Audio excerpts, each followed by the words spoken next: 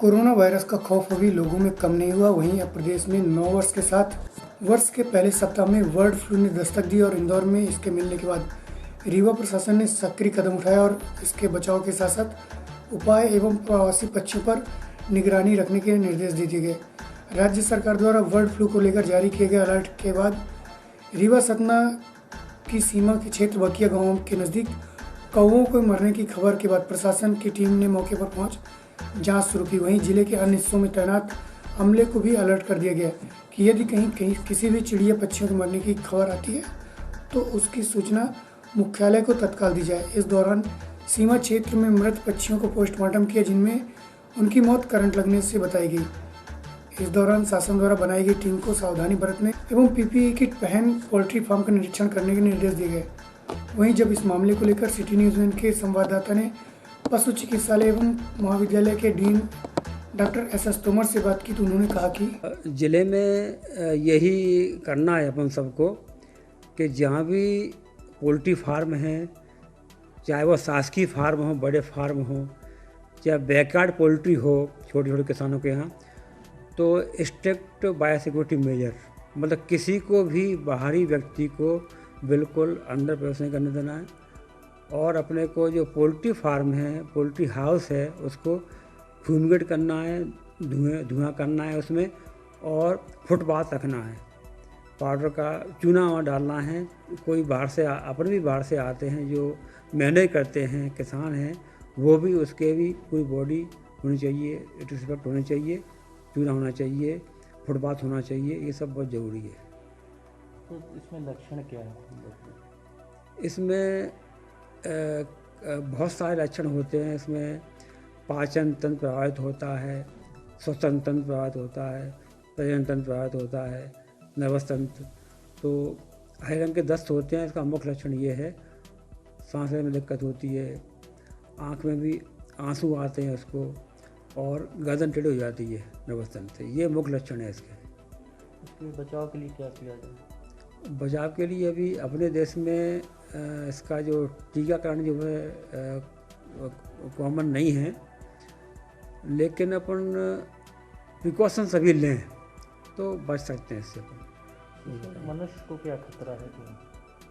अभी अपने देश में कोई भी केस रिपोर्ट नहीं हुआ है कि ये बर्ड फ्लू का केस, तो सावधानी बरतनी चाहिए। वैसे सर, इसमें पक्षियों से पशुओं का भी खतरा रहता है चलने का? नहीं, पशुओं का खतरा नहीं रहता है। देखिए है कि जैसे कौवे हैं, ये बर्ड में होता है। कौवों से अभी कौवों में रिपोर्ट केवल हुआ है, मुर्गियों में नहीं हुआ है। मुर्गियों में अभी कहीं कोई केस नहीं आया है। फिर भी सावधानी के तौर पर मुर्गी के सैंपल टेस्ट किए जा रहे हैं। तो जैसे लोग जो चिकन खाते हैं, अंडे उबले खाते हैं, तो इसको किस तरह से खाना अभी उचित रहेगा कि नहीं रहेगा, और खाते हैं तो क्या प्रिकॉशंस हैं? यानी कोई जो चीज़ उबाले खाई जाती है उसमें खाने में कोई रिस्क नहीं है, लेकिन कच्चा कोई चीज़ नहीं खानी चाहिए। कच्ची भी नहीं खानी जी। बर्ड फ्लू पक्षियों में से फैलने वाला रोग है जिसमें संक्रमित पक्षी के संपर्क में आने पर मनुष्य को भी यह प्रभावित करता है। बर्ड फ्लू, जिसे एवियन इन्फ्लुएंजा या एवियन फ्लू भी कहा जाता है। बर्ड फ्लू एक खास तरह का श्वास रोग होता है। यह रोग इतना भयानक होता है कि इससे संक्रमित व्यक्ति की जान भी जा सकती है। इस रोग में गले में खराश, खांसी, निमोनिया, बुखार, मांसपेशियों में दर्द जैसे लक्षण देखने को मिलते हैं। कोरोना वायरस के बीच इंदौर में बर्ड फ्लू की दस्तक ने दहशत फैला दी, जिसके चलते रीवा जिले में भी अलर्ट जारी कर दिए गए। पशुपालन विभाग को इसके लिए निगरानी रखने के निर्देश दिए गए। प्रदेश सरकार ने इसके लिए सभी जिलों में निगरानी रखने के निर्देश दिए गए। साथ ही प्रवासी पक्षियों सहित पोल्ट्री फार्म और मुर्गे मुर्गियों की दुकानों पर लगातार निगरानी रखने के लिए कहा गया। रीवा सतना जिले के बॉर्डर में एक गांव बखी है, जहां पर स्थानीय लोगों ने 2-3 कौवे मरने की सूचना पशुपालन विभाग को दी थी, जिसके बाद अधिकारियों द्वारा इसकी जांच की गई। हालांकि संभाग में अभी तक बर्ड फ्लू के कोई भी मामले सामने नहीं है, लेकिन प्रशासन ने अपनी तरह से पूरी निगरानी बनाए रखे हुए है। प्रस्तुत है उप संचालक पशु चिकित्सा विभाग डॉक्टर राजेश मिश्रा से जानकारी के अंश। सर, देश में बर्ड फ्लू की बीमारी फैली है, इसको लेकर के प्रदेश स्तर पर, अपने जिला स्तर पर क्या चीज़ें तैयारी की जा रही है, गाइडलाइन क्या जारी किए गए पोल्ट्री फार्मों को लेकर के?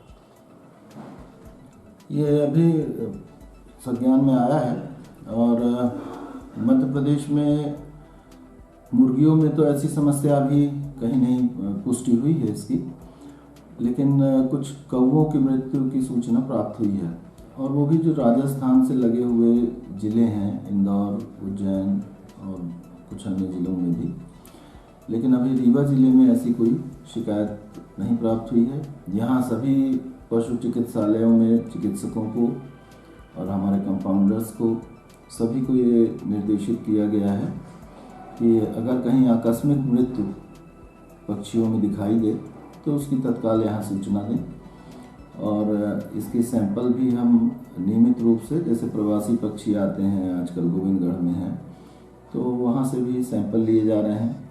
शासकीय या अशासकीय जितने भी पोल्ट्री फार्म्स हैं जहाँ मुर्गी पालन का कार्य हो रहा है, वहाँ भी एहतियात बरतने के निर्देश दिए गए हैं कि कोई भी अनजान व्यक्ति पोल्ट्री फार्म में प्रवेश न करे, या जो भी व्यक्ति जाए वो पूरे प्रिकॉशन के साथ जाए, सैनिटाइज करके जाए अपने आप को, ताकि ये कहीं इसका उद्भेद अपने ज़िले में ना होने पाए। सर, टीका के लिए क्या अभी बने हैं कि नहीं बने क्या? नहीं, अभी इसके कोई टीकाकरण की व्यवस्था नहीं है, ना ही अभी कोई इसका वैक्सीन कोई तैयार हो पाया है। और इसमें तो जो स्थिति है कि अगर ऐसी सूचना किसी प्रक्षेत्र से प्राप्त होगी तो सीधे सीधे कलिंग का ही विकल्प खुला रहता है, और 100% उसको प्रोटोकॉल के तहत उसको डिकम्पोज किया जाता है बर्ड्स को। जहाँ तक ह्यूमन की बात है तो पक्षियों में तो मृत्यु दर बहुत अधिक होती है अगर इसका इन्फेक्शन फैलेगा तो, अन्यथा मनुष्य में जो सिम्टम्स कोई ऐसे गंभीर नहीं हैं जो इन्फ्लुएंजा के रहते हैं, सर्दी जुकाम और इस टाइप की समस्या कुछ आती है। तो इसमें जो भी प्रक्षेत्रों में लोग काम कर रहे हैं या पक्षियों की देख रेख कर रहे हैं वो पीपी किट वगैरह इस्तेमाल करें, सैनिटाइज़र का इस्तेमाल करें। हालांकि अभी कोई ऐसी स्थिति ज़िले में नहीं है, अतः ऐसा परेशान होने की ज़रूरत नहीं। सर, जैसे जो दुकानों में बाहर से मुर्गियां आती हैं, सप्लाई होती है, तो इस पर किस तरह की निगरानी रखी जाएगी? देखिए, क्या है कि बर्ड फ्लू जब तक किसी प्रक्षेत्र में उद्भेद होगा तो उसमें मृत्यु का प्रतिशत बहुत अधिक होता है, तो वहाँ से तो पक्षी कहीं भी ले जाने की स्थिति ही नहीं रहेगी, वो वहीं के वहीं उसको डिकम्पोज किया जाएगा। उसका एक गाइडलाइन है, उस गाइडलाइन के तहत ही उन सारे पक्षियों को हम ज़मीन के अंदर बरी करते हैं। और अगर कहीं बर्ड्स ऐसा मूवमेंट नहीं है, जिले के अंदर ही ज़्यादातर उत्पादन होता है और वही पक्षी ही विक्रय के लिए बाहर जा रहे हैं। सर, जैसे ठंडी का सीज़न है, लोग अंडे ज़्यादा खाते हैं और चिकन का भी तो इसके लिए क्या उपाय है? क्या बेहतर ये है सुझाव कि जो भी अंडे का भी इस्तेमाल करें, बर्ड्स का भी जो इस्तेमाल करते हैं वो सभी उबाल के, वैसे भी हमारी फूड हैबिट्स इस ढंग की हैं कि कोई कच्चा खाता नहीं है, ना भूंज के ही खाना पसंद करते हैं, ज़्यादातर उसको उबालते हैं और अंडे को भी उबाल के खाते हैं। जब अंडे को उबाल के खाते हैं तो ऐसी कोई स्थिति, वायरस उसमें बचेगा नहीं, वो उतने हीट में मर जाते हैं सारे वायरस, इसलिए उसके इन्फेक्शन फूड के थ्रू होना बहुत कम संभावित है।